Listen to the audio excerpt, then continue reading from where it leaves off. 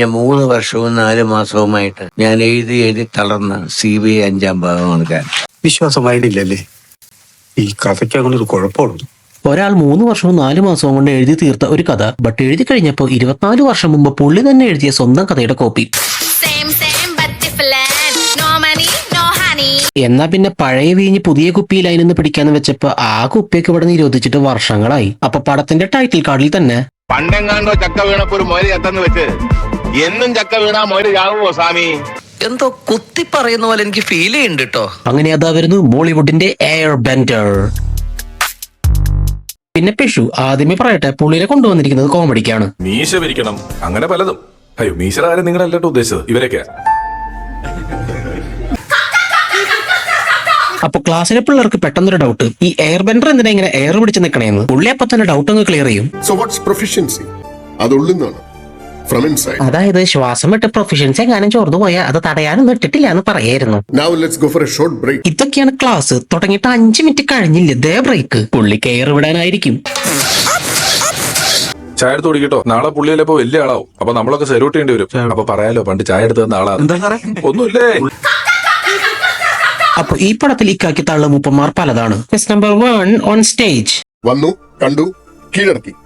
അതാണ് സേതുരാമയ്യ സാർ. തോന്നി അതങ്ങനെ വരൂ, അതങ്ങനെ സംഭവിക്കൂ, ഈ ലോകത്തിന്റെ ഒരു പോക്കേ. അങ്ങനെ എയർ ബെൻഡർ പഴയ ഒരു കേസിന്റെ കഥ പറയാൻ ആരംഭിക്കും. ഫ്ലൈറ്റിൽ വെച്ച് അറ്റാക്ക് വന്ന് മരിച്ച മിനിസ്റ്റർ സമദ്, മരിച്ച മിനിസ്റ്റർ സമദിന്റെ കോൺമാണ്ടായ പേഴ്സണൽ സ്റ്റാഫ് മുത്തുക്കോയ, മരിച്ച മിനിസ്റ്ററിന്റെ പേഴ്സണൽ ഡോക്ടർ വേണു, ഈ ന്യൂസ് ഒക്കെ കവർ ചെയ്യാൻ പോയ ജേർണലിസ്റ്റ് ബാസുരൻ, അതന്വേഷിക്കാൻ പോയ CI ജോസ്. അതിന് അവരിട്ട പേരാണ് ആ മരണങ്ങൾ പിന്നീട് ബാസ്കറ്റ് കില്ലിംഗ്സ് എന്ന പേരിൽ അറിയപ്പെട്ടു. അപ്പോ ഈ കൊട്ടക്കൊലയുടെ അർത്ഥം സ്വാമി സാർ തന്നെ നിങ്ങൾക്ക് പറഞ്ഞു തരും. സത്യം പറഞ്ഞാൽ വിശ്വസിക്കാമെങ്കിൽ ഞാൻ സ്വയം എനിക്ക് തോന്നിയൊരു പേരാ. എനിക്ക് യാതൊരു വിധത്തിലുള്ള അതിന് പറയാനുള്ള വേറെ യാതൊരു കണക്ഷനോ ഒന്നുമില്ല അതിനകത്ത് എന്ന് പറഞ്ഞാൽ ഇതിന് പ്രത്യേകിച്ച് അർത്ഥമില്ല. അതായത് ഇങ്ങനെ തോന്നിയത് എഴുതി വെച്ചിട്ട് ഇതിന്റെ ട്രെയിലറും കണ്ട് പടം കാണാൻ പോയ പ്രേക്ഷകർ അങ്ങനെ ചീഫ് മിനിസ്റ്റർ പോത്തേട്ടൻ ഡെഡായ മിനിസ്റ്ററുടെ വീട്ടിലേക്ക് വന്നിട്ട് അങ്ങേരുടെ പിയാനൊരു നോട്ടമുണ്ട്. എന്തിനാ കിട്ടില്ല അല്ലേ? പ്രേക്ഷകരൊക്കെ അങ്ങ് ഈ ഊമ്പാവ സിനാരിയോ മറക്കണ്ട, നമുക്കിനിയും കേൾക്കാനുള്ളതല്ലേ. ഇനി ബ്രില്യൻസിന്റെ കാര്യമാണെങ്കിൽ പറയണ്ട. മരിച്ച ഡോക്ടർ വേണുവിന്റെ ഡ്രൈവർ ആണെന്നും പറഞ്ഞ് പോലീസ് ഇങ്ങേരെ പരിചയപ്പെടുത്തും. എന്നിട്ട് ചോദിക്കുക, ആളെ മനസ്സിലായോ? ഇയാളെന്താ പ്രതീക്ഷിക്കുന്നത്? ഇല്ല സാർ, മരിച്ചു കിടക്കുന്ന ഡോക്ടർ വേണു സാറിന്റെ ഡ്രൈവർ ഞാനാണെങ്കിൽ പുള്ളിയെ ഞാൻ അറിയില്ല. അപ്പതേ അടുത്തത്, സാറൊന്നും ട്രെക്കിങ്ങിന് പോകാറുണ്ടോ? പിന്നെ 365 ദിവസം പോവും. പിന്നെ സാറിനെ കാണാനുള്ള ഹാർട്ട് പേഷ്യൻസ് അങ്ങ് മല കയറി ചെല്ലും. അവിടെ ഇരിക്കേ, ബ്രില്യൻസ് കഴിഞ്ഞിട്ടില്ല. പോസ്റ്റ്മോർട്ടം ഒന്നും ഇല്ലാതെ പറയാം സാർ, ഒന്ന് കെട്ടിത്തൂക്കിയാണെന്ന് അല്ലേ ആനന്ദ് സാർ? പ്രത്യേകിച്ച് ആത്മഹത്യയെക്കുറിപ്പൊന്നും ഇല്ലാത്ത സ്ഥിതിക്ക് വാട്ട് എ ബോംബാസ്റ്റിക് കിഴങ്ങന്മാർ, സച്ച് എ ടെറിഫിക് കോണത്തിലെ കണ്ടുപിടുത്തം. അതായത് ആത്മഹത്യക്കുറിപ്പൊന്നും ഇല്ലെങ്കിൽ അതൊക്കെ ഒന്ന് കെട്ടിത്തൊക്കിയതാണെന്ന്. എങ്ങനെയുണ്ട്? അപ്പൊ CI ജോസിന്റെ മരണം നേരിട്ട് കണ്ട പെൺകുട്ടിയോട് ഒരു ചെറുക്കം പറയും. കണ്ട കാര്യം പോലീസിനോട് പറഞ്ഞ പൈസ കിട്ടുന്ന ഓർത്ത് പുള്ളിക്കാരി നേരെ ചെല്ലും. എനിവേ കണ്ട കാര്യമൊക്കെ പത്രക്കാരി പെൺകുട്ടി സായി ചേട്ടനോട് പറയും. ഇതിന്റെ ഇടയിൽ അനുപേട്ടൻ DGPനെ വിളിച്ചിട്ട് പറയും, സായി ചേട്ടൻ കേസ് അന്വേഷിച്ചിട്ട് ശരിയാവില്ല, CI ജോസ്മോന്റെ കുടുംബത്തിന് നീതി കിട്ടില്ലെന്ന്.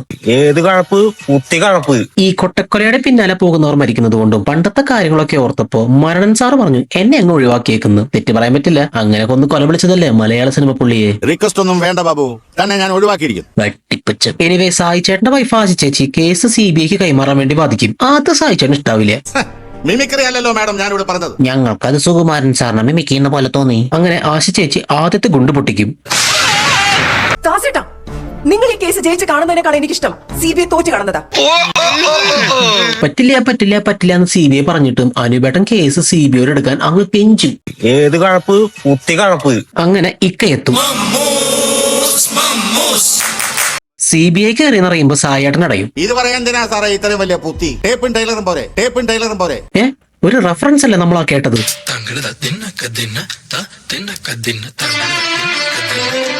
എന്നിട്ട് പുള്ളി പറയും, കേസ് ആരെവിടെ തുടങ്ങിയാലും അവസാനിപ്പിക്കണമെങ്കിൽ പറയണം. ഇയാളുടെ നെഞ്ചിലെ പൂട എന്ത് പറയാനാണെന്ന് പറഞ്ഞ് IG പുച്ഛിച്ചു വിടും. അല്ല സമയട്ടാ, നമുക്കെന്നൊരു മാസ് കാണിക്കണ്ടേ? എനിക്കൊന്നും എഴുതാൻ വയ്യ, താൻ പഴയതിനെ ഏതെങ്കിലും എടുത്തിട്. അങ്ങനെ പോയാലോ? പുതിയതൊന്നും കിട്ടിയില്ലെങ്കിൽ ഞങ്ങൾ പഴയതങ്ങ് ചാമ്പും. ഇക്കയെത്തി മരിച്ച മിനിസ്റ്ററുടെ വൈഫിനോടും മോളോടും സംസാരിച്ച് തിരിച്ചു പോയപ്പോ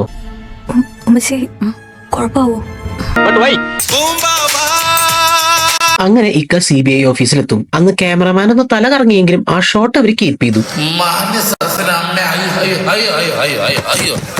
ഇക്കനെ കുറിച്ച് അറിയാലോ. നല്ല മനസ്സാ. ജോലി തിരക്ക് മൂലം ലക്ഷ്മിയുടെ കല്യാണത്തിന് വരാൻ പറ്റിയില്ല, സോറി. വിനയകൊനയൻ തന്നെ. എയർ ബെൻഡർ ക്ലാസ് എടുക്കുന്നതിന്റെ വീക്ഷണകോണകത്തിലൂടെയാണല്ലോ ഈ കഥ നടക്കുന്നത്. അപ്പൊ സിനിമയിൽ ഓംബാവാ ക്യാരക്ടറായ ഇങ്ങേര് CA ജോസ്മോന്റെ വൈഫിനെ കാണാൻ പോകുന്ന സീൻ എയർ ബെൻഡർ ക്ലാസ് എടുക്കുന്നത് ഏകദേശം ഇങ്ങനെ ഇരിക്കും. ജോസ്മോന്റെ വൈഫ് ആ പേപ്പർ വാങ്ങി ഒപ്പിടാനായി കുനിയും. ഇൻസ്പെക്ടർ ഇക്ബാൽ അവളുടെ വയറിലേക്ക് തന്നെ നോക്കിക്കൊണ്ട് നിൽക്കും. അയാളുടെ കണ്ണുകളിൽ കാമവെറി പൂണ്ട ഒരു കാളയെ കാണാം. ഒപ്പിട്ട പേപ്പർ തിരികെ കൊടുത്തപ്പോൾ അയാൾക്ക് അയാളെ അടക്കാനായില്ല. അയാൾ അവളുടെ കൈകളിൽ കയറി പിടിച്ചു. അവൾ ദേഷ്യത്തോടെ കുതറി കൈ തിരികെ വലിച്ചു. പക്ഷെ ഇക്ബാലിന്റെ മുഖത്ത് അവൾ അവനെ കയറി പിടിച്ചു എന്ന മട്ടിലുള്ള മുഖഭാവമായിരുന്നു. അപ്പൊ പിള്ളേര് ചോദിക്കും, ഇതൊക്കെ ഞങ്ങളോട് പറഞ്ഞത് അങ്ങനെയൊന്നുമില്ല, കഥ കേട്ട് ബോറടിച്ചപ്പോ നിങ്ങൾക്കൊരു എന്റർടൈൻമെന്റ് ആയിക്കോട്ടെ എന്ന് വിചാരിച്ചു. ബൈ ദ വേ, ഈ കൊച്ചിനെ ഇങ്ങേരുടെ പേരായിട്ട് കാസ്റ്റ് ചെയ്ത കാസ്റ്റിംഗ് ഡയറക്ടർക്ക് എന്റെയും എന്റെ പ്രേക്ഷകരുടെയും വക നമോവാകം. ബൈ ദ വേ, ഈ കൊച്ചു പടത്തിന് വേണ്ടി ഒരു പ്രൊമോ ചെയ്തിരുന്നു. വരൂ നമുക്കതൊന്ന് കാണാം. എന്നാലും ഇക്കയുടെ പടത്തിന് എന്തിനാണോ ടിനി ടോമിന്റെ മുഖമുള്ള സാരി എടുത്ത് പ്രൊമോ? വല്ല ഡയറക്ടർ ബ്രില്യൻസ് ആയിരിക്കും. അപ്പൊ ഈ കൊച്ചു പറയും, ആശ ചേച്ചി ഇങ്ങോട്ട് വിളിച്ചു പറഞ്ഞു കേസ് CBIക്ക് കൈമാറാനായിട്ട് അവർ തന്നെ ഇത് വാദിച്ചോളാമെന്ന്. അപ്പൊ ആശ ചേച്ചി വരും. കള്ളുമൂപ്പൻ ചെസ്റ്റ് നമ്പർ 2 ഓൺ സ്റ്റേജ്. അറിയാം സർ.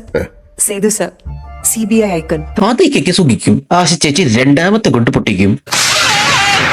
ഇത് തന്നെ എന്റെ സീനിയർ നിർബന്ധിച്ചുകൊണ്ടാ ഞാൻ ഈ കേസ് ഏറ്റെടുത്തത്. ഇക്ക ക്യൂട്ട്നെസ് വാരി വിതറി ട്യൂൺ ചെയ്യാൻ നോക്കി തുടങ്ങും. അപ്പൊ ചേച്ചി ചുറ്റും ക്യാമറ ഒക്കെ ഉണ്ടോ നിങ്ങളെ നോക്കും. ഇതൊക്കെ മുമ്പ് ശ്രദ്ധിക്കണ്ടേ? കള്ളി. ഇതൊന്നും ഇന്ന് മനസ്സിലാവൂല, നാളെ മനസ്സിലാവുള്ളൂ. എന്നിട്ട് മൂന്നാമത്തെ കൊണ്ട് പൊട്ടിക്കും. എന്റെ ഭർത്താവ് കേസിൽ കള്ളത്തനം കാണിക്കുന്നത് വിചാരിച്ചിട്ടാണ്. അല്ലാതെ CBIയോട് എനിക്ക് അങ്ങനെ പ്രേമൊന്നും ഉണ്ടായിട്ടില്ല. അങ്ങനെ പോലീസിൽ അകത്തുള്ള രഹസ്യങ്ങൾ ചോർത്താൻ ബുദ്ധിമാനായ എയർബെൻഡർ രാവിലെ തന്നെ ചാക്കോനെ വിളിക്കും. രാത്രി വിളിച്ചാലുള്ള കാര്യം അറിയാലോ. അപ്പൊ ചാക്കോ സാർ കൊണ്ടുവന്ന രഹസ്യം ചോർത്തൽ പോലീസുകാരൻ പറയും, ഞാൻ പറയും ഒരു തെളിവും കൂടാതെ ഇക്ബാൽ സാർ തന്നെയാണ് കൊട്ടേഷൻ കൊടുത്ത് ജോസാറിനെ വണ്ടി കയറ്റി കൊന്നത്. കൊടുകായി പോലീസുകാരായ അങ്ങനെ തന്നെ വേണം. തെളിവൊന്നും നോക്കരുത് കേട്ടോ. അതിന്റെ ഇടയിൽ മിനിസ്റ്റർക്ക് വന്നൊരു മെയിലിന്റെ പ്രിന്റ് ഔട്ട് ഇക്കയ്ക്ക് കൊടുക്കും. Wait a minute. Zoom it again. Saturday February 20, 2013. It's a Wednesday, not Saturday. എന്ന് സമ്മതിക്കണം. ഈശ്വര, തൊഴിലില്ലാ ജീവിതത്തിന്റെ ഉച്ചസ്ഥായിയിലെത്തിയിരിക്കുന്നു ഞാൻ. ഇനി ഇക്കയെ തന്നെ സ്വയം തള്ളിക്കോളും. എനിക്കില്ലാത്തതാണ് സർ, പേടി. പോത്തേട്ടൻ ചോദിക്കും, അതൊന്ന് എന്നെ പഠിപ്പിക്കാമോന്ന്. അപ്പൊ ഇക്ക ഒന്നും മിണ്ടില്ല. ഇതിനെപ്പറ്റി നേരറിയാൻ CBIയിൽ ഞാൻ ജിഷ്ണു രാഘവൻ ഒരു ക്ലാസ് തന്നെ എടുത്തിട്ടുണ്ട്. വേണമെങ്കിൽ അതും പോയി കണ്ട് പഠിക്കാൻ നോക്കണോ. ആശ ചേച്ചി നോണ പറഞ്ഞാന്ന് CBIക്ക് മനസ്സിലാവും. അപ്പൊ ചേച്ചി അടുത്ത ഗുണ്ട് പൊട്ടിക്കും. അങ്ങോട്ട് പോയി ക്യാൻവാസ് ചെയ്തെന്ന് പറയാനുള്ള മടികൊണ്ടാ സീനിയറിന്റെ പേര് പറഞ്ഞത്. ഇക്ക ഓക്കെ പറഞ്ഞെണീക്കും. ബട്ട് വക്കീല് പിന്നെ കള്ളം പറയാണെന്ന് തോന്നുന്നു സാർ. അതിന് നമ്മളവരോട് സത്യം പറയണമെന്ന് പറഞ്ഞിട്ടില്ലല്ലോ. നിന്റെ അപ്പൻ വിശ്വസിച്ചു. അല്ല സ്വാമിയേട്ടാ, കുറച്ച് മാസ് ഇവിടെ തന്നോടല്ലോ പറഞ്ഞേ പഴയതിന്ന് എടുത്തിടാൻ.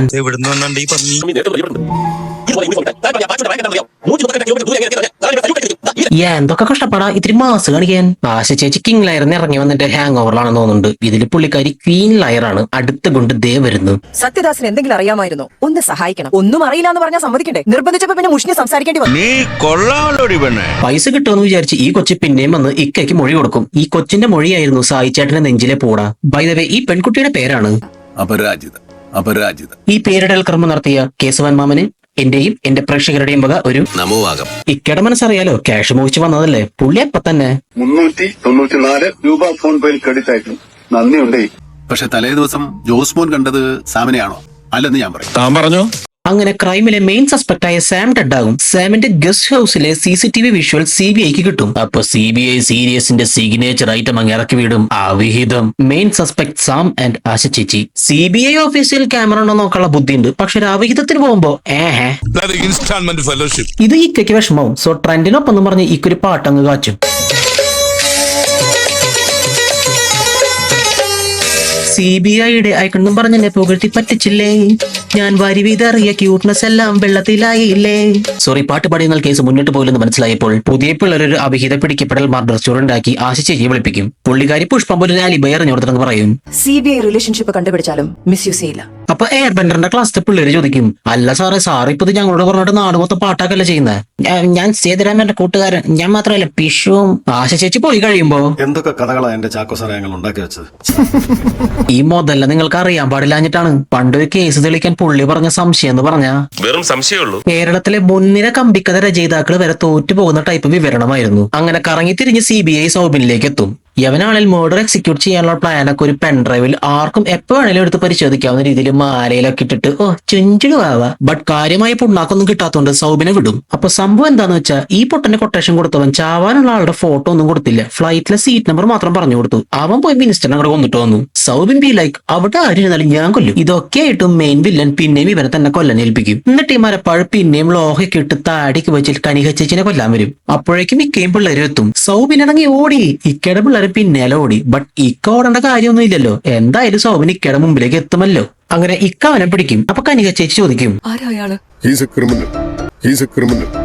പറഞ്ഞത് നന്നായി, ഇല്ലേ മനസ്സിലാവില്ലായിരുന്നു. അപ്പൊ അതിബുദ്ധിമാനായ സൗബിൻ പറയും, മരിച്ചുപോയ സാം പറഞ്ഞിട്ടാണ് മേർഡേഴ്സ് നടത്തിയതെന്ന്. അപ്പൊ ഇക്ക ചോദിക്കും, സാം ഓൾറെഡി മരിച്ചല്ലോ, നിനക്കാണെങ്കിൽ ടാർഗറ്റിനെ അറിയില്ല, അപ്പൊ നീ എന്തിന് കനിഹേച്ചിനെ കൊല്ലാൻ പോയി? Now this is going to be crazy. മച്ചാൻ ഫുൾ കോൺഫിഡൻസോടെ കനിഹേച്ചിയുടെ പടമുള്ള ഒരു പേപ്പർ കട്ടിങ് കൊടുക്കും. അപ്പൊ ഇത് എവിടെ നിന്ന് കിട്ടിയെന്ന് ചോദിക്കും. അപ്പൊ അവൻ പറയാ, അതിവിടെ ഞാനൊരു ബാറിൽ കണ്ട പത്രത്തിൽ നിന്ന് കീറിയെടുത്ത. അതായത് വെറുതെ ഒരു ബാറിൽ കയറി ചെല്ലുന്നു. അവിടുത്തെ ന്യൂസ് പേപ്പർ കണ്ടപ്പോ സാം അന്ന് പറഞ്ഞ ടാർഗറ്റ് ചിലപ്പോ ഇവരാകും, അങ്ങ് തട്ടിയേക്കാമെന്ന് കരുതി വെറുതെ അങ്ങ് കൊല്ലാൻ പോകുന്നു. എന്തോന്നാടോ ഇത്, എവിടെ നിന്ന് കിട്ടിയോടോ ഈ ഉണ്ടാക്കണേ? എനിവേ സൗബിൻ ആരെയോ പ്രൊട്ടക്ട് ചെയ്യാൻ നോക്കണമെന്ന് ഇക്കാക്ക് മനസ്സിലാവും. എന്നിട്ട് ഇവരെ കാണിക്കും. എന്തിന്? End of the day villain അനുബേട്ടൻ തന്നെ. ബട്ട് ഞെട്ടിക്കുന്ന സത്യം എന്താണെന്ന് വെച്ചാൽ, നിങ്ങൾ ഈ ഫ്രെയിമിൽ കാണുന്ന പിഷാരുടെ ഇല്ലേ, പുള്ളി ശരിക്കും ഇവിടെ ഇല്ല. നാളെ കണ്ടിട്ട് വേണം അഭിനയിച്ച് ഞങ്ങൾക്ക് തന്നെ കഥയൊന്ന് മനസ്സിലാക്കാൻ. ഞാനിതിന്റെ ലൊക്കേഷനിൽ എത്രയോ തവണ ഇതിന്റെ ഡയറക്ടറോടും ബിസിനസ് ഓഫീസറോടും ചോദിക്കും, സത്യത്തിൽ ഇന്നയാളല്ലേ നീ പോടാ എന്നൊക്കെ പറയും. എല്ലാം AI ടെക്നോളജി. അങ്ങനെ അനുവേട്ടൻ കുറെ പോയിന്റ്സ് ഒക്കെ നിരത്തിയപ്പോ ഇക്ക കേസ് വിട്ട് തിരിച്ചു പോവാ. അപ്പൊ ഇങ്ങനെ അങ്ങോട്ട് പോയി പത്രത്തിനെ കുറിച്ച് ഓർമ്മിപ്പിക്കും. പത്രത്തിൽ പണം വരാൻ വേണ്ടി ഇങ്ങനെ ഓരോന്ന് കെട്ടിച്ചമക്കരുത്. ഏത് കഴപ്പ്? കുട്ടി കഴപ്പ്. അപ്പൊ ഇക്ക സൗബിൻ തന്ന പേപ്പറായിട്ട് മാച്ചുള്ള ന്യൂസ് പേപ്പർ തപ്പിപ്പോകും. പക്ഷെ ഇക്കയ്ക്ക് അത് കിട്ടില്ല. കാരണം അവർ മറന്നുപോയ ഒരാളുണ്ട്. ന്യൂസ് പേപ്പർ കൊണ്ട് കടലാസ് തോണിയും കടലാസ് വിമാനവും ഉണ്ടാക്കി കളിക്കുന്ന അനുബേട്ടന്റെ ഒരേ ഒരു അനിയൻ വടിവേലു.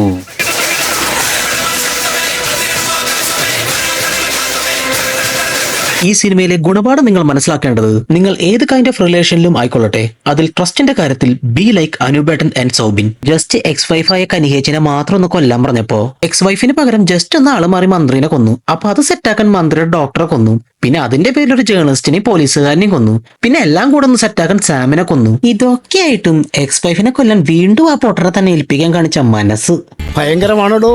ഭയങ്കരം. ഒരുപക്ഷെ ആ സിനിമയുടെ എൻഡ് ഈ വരാൻ പോകുന്ന മലയാള സിനിമയുടെ ത്രില്ലേഴ്സിന് ഒരു ചൂടുവലയായിരിക്കും. ഒരു ചൂണ്ടുപല കഥ കളഞ്ഞു കിട്ടിയിട്ടുണ്ട്. ഇമാതിരി ക്ലൈമാക്സുമായി ഏതെങ്കിലും സിനിമാക്കാർ ഈ വഴി വന്നാൽ അവനെ പത്തലൂരി അരിക്കണമെന്നാണ് താറമരുഭൂമിയിലെ നിയമം. ഇനി കാണാണ്ടായ മുത്തുക്കോയ ഈസ് ജസ്റ്റ് ഞങ്ങൾ അങ്ങോട്ട് പോയിട്ട് അടുത്ത ശനിയാഴ്ച വരാം.